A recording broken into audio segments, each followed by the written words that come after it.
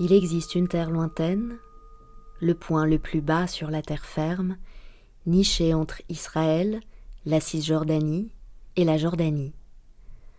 Un lieu de récits bibliques, de mythes et de légendes, où pourtant l'homme ne semble jamais s'être aventuré.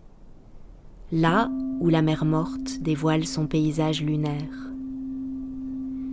De cette étendue d'eau de jadis se forment aujourd'hui ce que l'on appelle les dolines.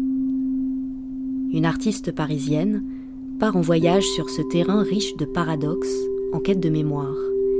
Pendant 1 mois, à l'aube ou au crépuscule, à la lumière que l'on nomme entre chien et loup, elle marche quotidiennement. Elle rencontre le paysage et l'observe, à la recherche du dialogue qu'elle va pouvoir instaurer avec lui. Des formes circulaires, creusées dans le sol, lui apparaissent, cristallisées par le sel. Les dolines. Elle interroge, par la prise de vue, la disparition de la mer au profit de cette érosion naturelle qui forme un nouveau paysage.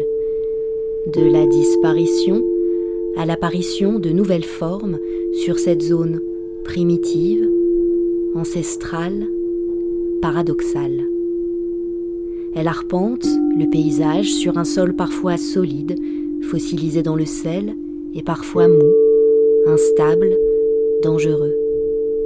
Tandis que s'offre en face, en clair-obscur, la luxuriante végétation des oasis du désert de Judée. Au sol, elle récolte, ramasse, prélève des échantillons, toutes sortes d'objets organiques, sel, roches, traces végétales, collectionnés pour plus tard narrer le territoire traversé. Les cristaux salins semblent porter le paradoxe de ce paysage. Le sel peut être solide, liquide, piqué, brûlé, ou encore être utilisé dans les rituels magiques de par le monde pour la protection et les filtres d'amour.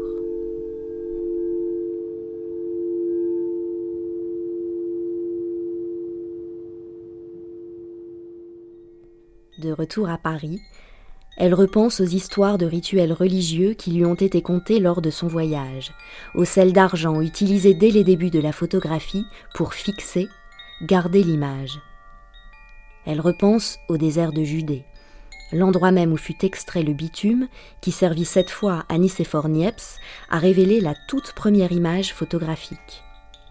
À l'atelier, elle expérimente la relation entre le support et ce que va révéler l'image. Comment faire dialoguer le sel de là-bas et l'image que l'on voit. Alchimiste, elle crée le tirage au sel, une œuvre unique, non reproductible. Le tirage, arrosé jusqu'à ce que le sel pénètre la fibre du papier, se transforme en matière sculpturale. L'objet se métamorphose en sédiment de photographie fossilisé dans le sel. Sur une trame organique mouvante, Ilani-Tilouz révèle la trace de l'homme comme une ode à la nature teintée de la mémoire du médium photographique.